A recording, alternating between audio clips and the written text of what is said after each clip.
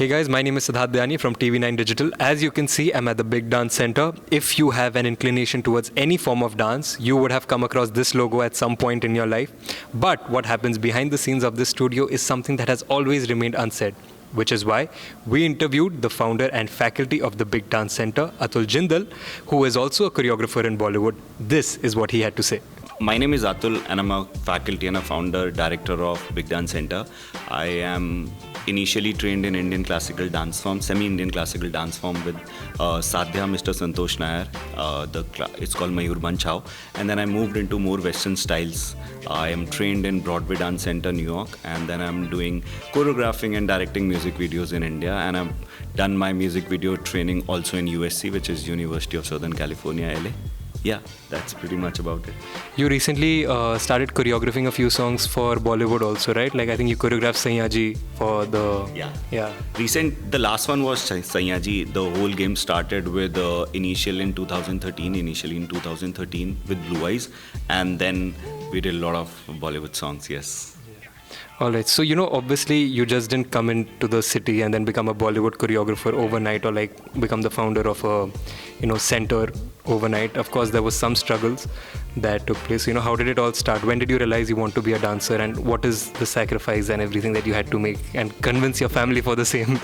I think it's the first question of every interview, which I really like. I think, yes, there are a lot of struggles. There is initially the parents you just to convince them that you want to take dance as a main career and you will be able to live out of it and, make a money and career out of it. It's one of the main struggle that I think everyone faces. And I think it's a very genuine struggle because it's a new field, upcoming field.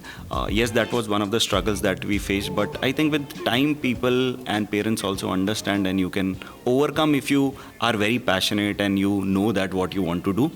And yes, that's pretty much about it. All right. So, when you speak to anyone in India who is not inclined towards dance or doesn't have a good understanding and you tell them that you want to become a dancer, all they can imagine you is becoming the next Prabhudeva, which might be, the probability of which is not really high. So, how do you tell them that there are more scopes in dance than, just becoming the lead dancer or just becoming the lead Bollywood choreographer? I think now there are a lot of opportunities, right? I'm very thankful to Mr. Prabhudeva and all the legends that because we saw them first initially and then we decided that we want to do it. So that first impact is also very, very important.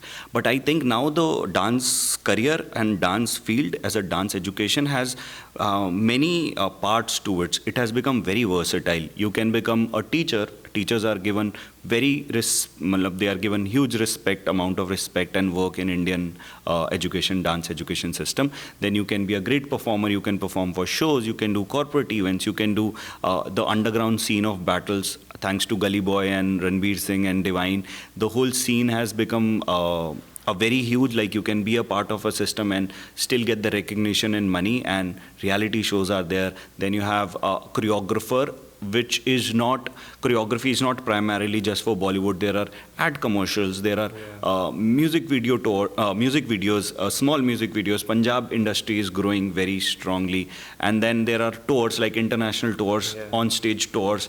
And I mean, there are a lot of opportunities. Now there is the social media, dance culture, promotion culture of songs is also, I will not say it's a very healthy part, according to me, but it is also a part of it. So there are so many things that you can choose and not just being the Bollywood choreographer, but if you have that passion and if you really like doing it, then definitely that's one of the very unique factor of dancing in India.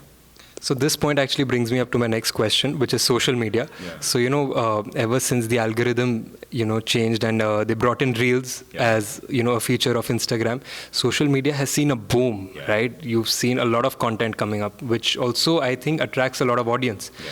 And which means that now for anyone who was already a content creator, there is way too much competition around them. Yeah. So where do you think social media plays an important part in the lives of a dancer, and how healthy, as you said, do you think it is?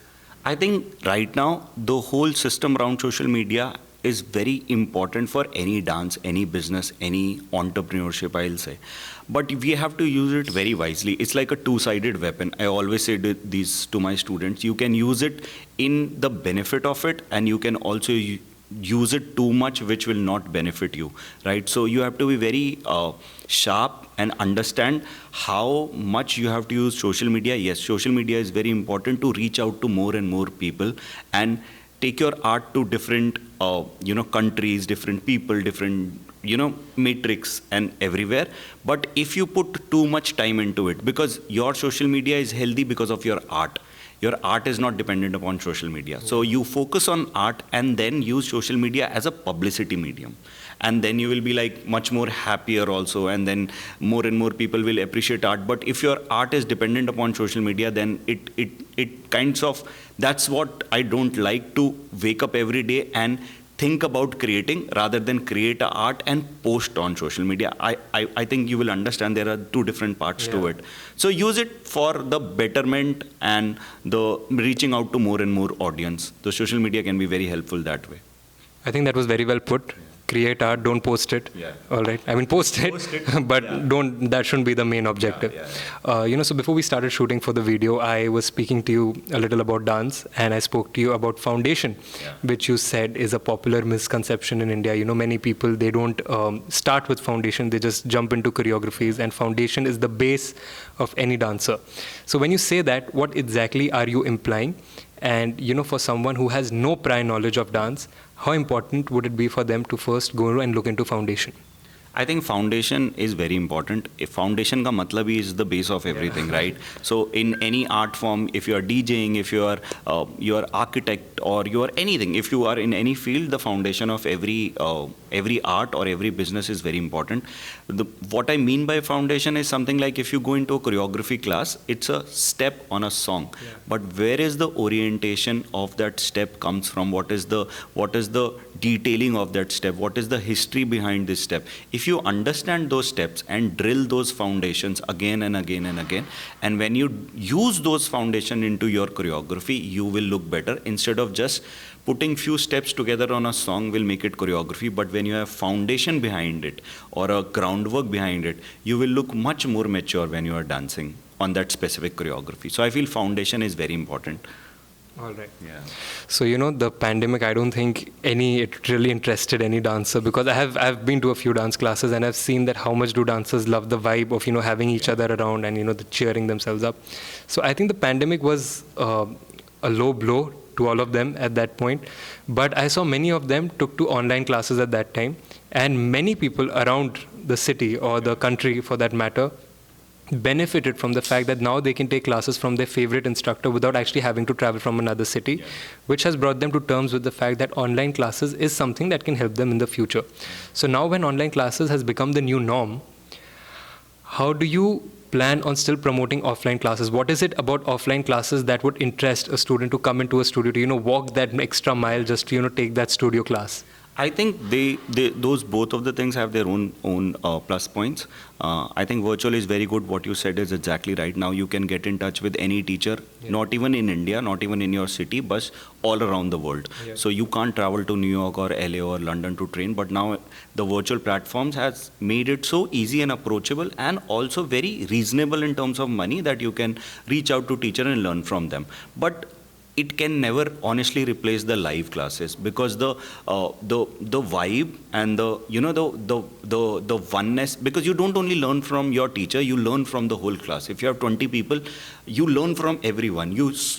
I think observation is a very important key of learning. So when you are in a class, you observe everyone, if there are 20 people, and you grow with them. So that vibe, that first-hand education, non-lagging of music, the expression of a teacher at a particular time, seeing him perform live with the audience, and those goosebumps can never be replaced with the virtual platform. Yes, virtual platform is very important now, just to connect with teachers, but I feel the feel and the education quality of the live classes can never be replaced with anything. Like imagine you go in a parties, it's you can have that virtual party, everyone is dancing in their room, but that the vibe, the aura, the energy that is created within that room, you can never have that on the virtual platforms. So basically, it's like a virtual party. Yeah. It misses the vibe. Which is the vibe. Which misses the vibe, yeah. which takes away the whole point of dancing at sometimes. Because it's a social thing what we do. Yeah. It's not very individualistic. Like if you paint, you can be very individually. If you are reading book, it can be very individualistic. But when you are dancing, it's more about the group. It's about the people around you. So yeah, those people are very important. The teacher first-hand knowledge is very important. So you founded this Big Dance Center in 2009, right? So my question to you is, when did you realize that you have to create something like this, and like what was the whole idea of bringing everyone and all these dancers under one roof? How did you reach out to them, and how did you convince them to be a part of this center, to be affiliated with your Big Dance Center for that matter? Honestly, it's a long story because when I was in India, the schools were primarily divided into one company will teach one specific dance forms, and it will be major like, this company is very good in contemporary, and these companies very good in jazz, and their base is all about and all around jazz and contemporary or Bollywood. When I went to New York for training, that was my first time going abroad. It was very different when I saw it. Like everyone, the education system was so evolved that everyone was learning everything. And I could see the difference. I could make out that, every dance form has something very unique to offer. Like some dance forms are musically very integrated, like, very detailed. Some dance forms have more of a stretching or a, platform. Some dance forms have more foundation. So when they have all the things and they put that knowledge into their own dance form, it makes them very unique. So I realized that there is a huge gap in Indian education. Right. Keeping that in mind, I designed that I need to open a studio where all the dance forms can come together, all the best educator can come together. I had a very funny idea. It's like going into a food court. You go in a food court, if you go in a restaurant, you have only option of choosing Indian or a Subway or a KFC. But when you go in a food court, you have a lot of options. Yeah. You can like, it's not about if you go in a specific system, you can only eat that or you can only buy that. But when you see options, you can explore from the options and then you decide what I need to. It's the same thing in a school also. Till 10th you learn all the subjects, right? And then after 10th, 11th, 12th, you figure out, okay, this is something that I like. This is something that I really I want to take this a specification into my career. That's how you choose and that's how you realize. But starting se wo pata nahi chalta hai kabhi kabhi. So that's how we try to build a system where you can get the taste or education of all the dance forms, and slowly keeping those dance form as a foundation, you can choose one dance form, two dance form, which you can major and take your career into that specific dance form. All right. So basically, as far as I get it, back then when you were in New York, or Broadway, you realized that there is a huge gap between the education in India and the education that you receive abroad, which is why that is what inspired you to come back to the country and open something of your own where you can educate them exactly how you were educated on your own terms. Yes. Right? Yes, perfectly. Yeah. All right. So this is basically, this I think really sums it up, and I understand, where you come from and, what are you building on. But which was that one moment when you decided and when you thought that I think I've established myself as a dancer, and, you've settled down, where you think that now my struggles have come to a stop. Was there any moment, have you come to that moment yet? I don't think so. The moment will come ever. Like, struggles, honestly, struggle, the intensity of struggle is constantly going high. The better you become, the I will not say famous, but when people start recognizing your work, you become a point where you have to work even harder. The struggles become harder to maintain that quality of education or maintain the quality of your choreography in a music video, let's just say. But I think my points come when I see small details, like when I see small happiness, when I see someone coming from a 3rd tier, 2 tier cities in my school, grow, dance and really love it and choose dance as dance education as a platform for their career. That is something that satisfied me as an educator rather than thinking of a big goal, because there is always a bigger goal next time. Yeah. But these small achievements through me to my students, my teachers, that makes me really happy. So this is all that Atul had to say about dance. Hope this has given you a better understanding of the same. If you want us to make more such videos in the future, do let us know in the comment box below. Till then, do subscribe to our channel. Thank you so much for watching. This is Siddharth Dayani signing off.